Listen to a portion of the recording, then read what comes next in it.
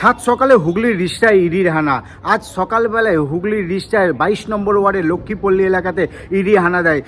সঙ্গে কেন্দ্রীয় বাহিনী সিআইএসএফের 5 জন জওয়ানকে নিয়ে লক্ষ্মীপল্লীর একটি বাড়িতে ইডি আধিকারিকরা ঢুকে দীর্ঘক্ষণ তল্লাশি চালায়। কী কারণে তল্লাশি সেটা যদিও জানা যায়নি, তবে এলাকা সূত্রে খবর এই বাড়িতে কয়েকজন লোক থাকে, তাদের 2 ছেলে থাকে, তারা বাইরে কোনো একটা আর্থিক সংস্থার সঙ্গে তারা যুক্ত আছে, তারা কাজকর্ম করে।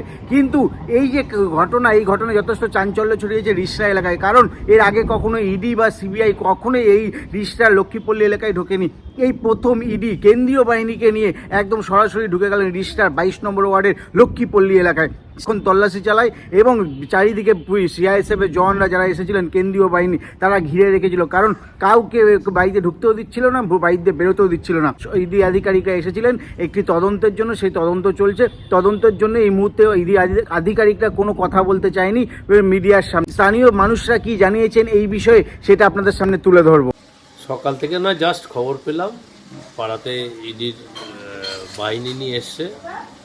খবর পেতে এসে দেখলাম যে হ্যাঁ, স্পটে জওয়ানরা রয়েছে, ইডির অফিসাররা ভিতরে আছেন, ভিতরে চালাও করেন। কী ব্যাপারে এসে জানি না, জাস্ট খবরটা পেয়ে আসলাম। পাড়ার মধ্যে ব্যাপার এত তো উৎসাহ হয়ই, হঠাৎ এরকম এই ভদ্রলোকের সাথে কোনো যোগাযোগও নেই। এই রাস্তা দিয়ে যাতায়াত আমরাও করি, উনিও বেরোয়। मैं दूर का भतीजा इनका। अच्छा। अंदर में तो घुसने नहीं दिया सर, अंदर में नहीं घुसने दिया। 4-5 जन है अंदर, पुलिस वाली ईडी का रेड है, ऐसे बताया उन्होंने। या जॉब करते हैं, कोई कंपनी में जॉब करते हैं सर, और मतलब अकाउंट्स का जॉब करते हैं, कलकत्ता की कंपनी। तो एक चार्टेड है, दोनों ही चार्टेड है, बाहर बेंगलोर में है।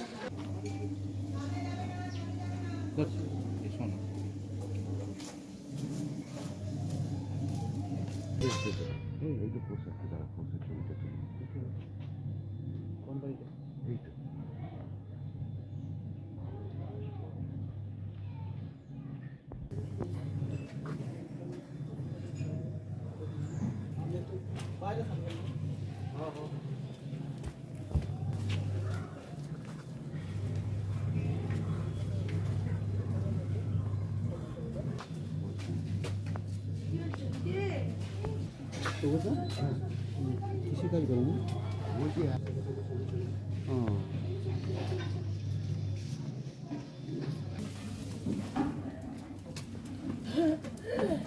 রিষ্টা থেকে অলিপের সঙ্গে Prosenjit, Hindustan TV.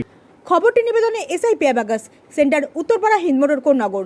Phone number 9836393715 অথবা 9143301694।